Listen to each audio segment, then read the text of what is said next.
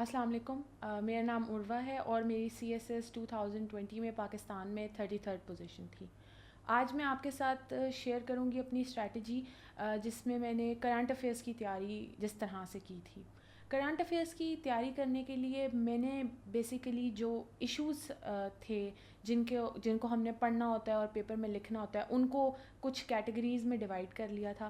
وہ اس طرح کہ میں نے ساؤتھ ایشیا ایک کیٹیگری بنائی تھی, ایک کیٹیگری مڈل ایسٹ تھی, ایک افریقہ تھی, پریفریبلی نارتھ افریقہ, اس کے علاوہ ایک یورپ تھی اور ایک نارتھ امریکہ پلس ساؤتھ امریکہ تھی. کیا آپ گھر بیٹھے کسی بھی وقت CSS کی تیاری کرنا چاہتے ہیں تو آج ہی وزٹ کریں ہماری ویب سائٹ جہاں آپ کو ملے بہت سا مفت اسٹڈی مٹیریل, کورسز جو پورا سلیبس کور کرتے ہیں, ریسنٹ ٹاپر سے گائیڈنس اور بے شمار ویڈیو لیکچرز مناسب قیمت پر. تو آج ہی آغاز کریں اپنے کامیابی کے سفر کا.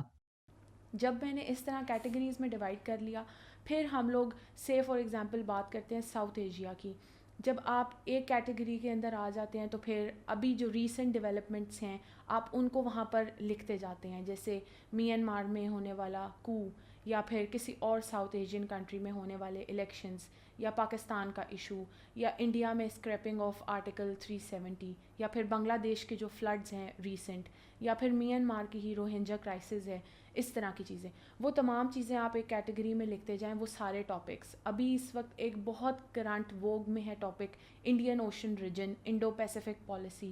وہ ایک بہت امپورٹنٹ ٹاپک ہے, اس کو بھی آپ یہ ساؤتھ ایشیا والے پورشن میں لے کر آ سکتے ہیں.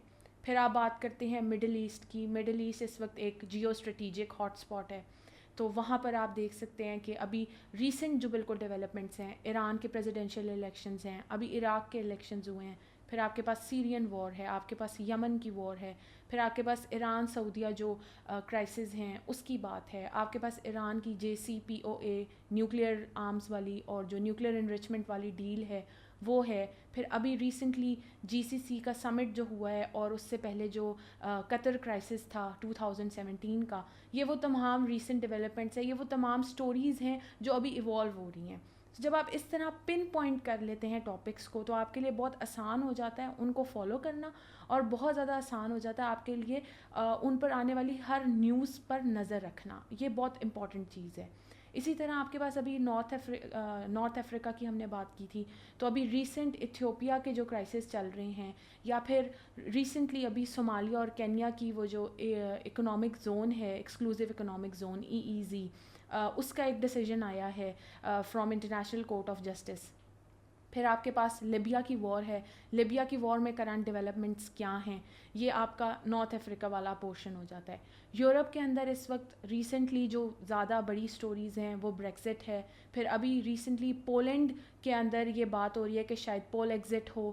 پھر پاپولزم, رائزنگ پاپولزم, یہ ایک بہت امپورٹنٹ ٹاپک ہے, اور ون وے اور اندر یہ بھی پوچھا جاتا ہے کرنٹ افیئرس کے ٹاپکس کے اندر.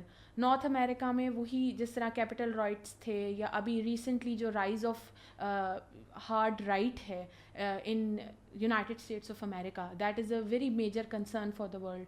تو اس قسم کے ٹاپکس کو جب آپ اس طرح کیٹیگریز میں ڈیوائڈ کر لیتے ہیں اور ہر کیٹیگری میں آپ لسٹ کر لیتے ہیں جو میجر ڈیولپمنٹس ہوتی ہیں, تو پھر آپ کو ایک آپ کے پاس ایک کمپس آ جاتی ہے جس سے آپ کے پاس ایک ڈائریکشن سیٹ ہو جاتی ہے کہ آپ نے ان ٹاپکس کو فالو کرتے رہنا ہے, ان کی ہر ڈیولپمنٹ کو. Otherwise it becomes very difficult کہ آپ ہر چیز کو فالو کریں. تو بہتر ہوتا ہے کہ آپ اس طرح کیٹیگریز بنا کے ہر ٹاپک اپنا آئیڈینٹیفائی کر لیں جو آپ فالو کریں گے.